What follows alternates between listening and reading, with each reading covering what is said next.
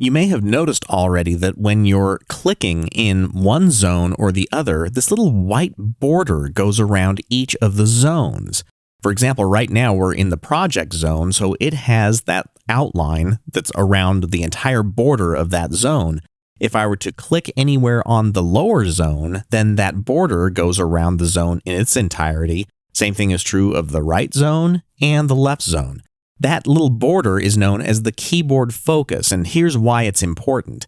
If we are in the project zone and we use our zoom control key commands, which are G and H for zooming, if I type the G key, then I will zoom out. If I type the H key, it will zoom in.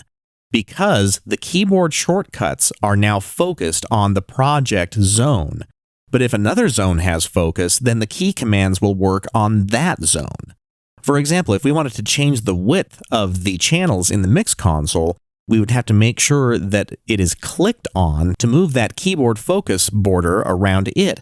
Now when we type G and H, then the width of those channels will zoom in and out.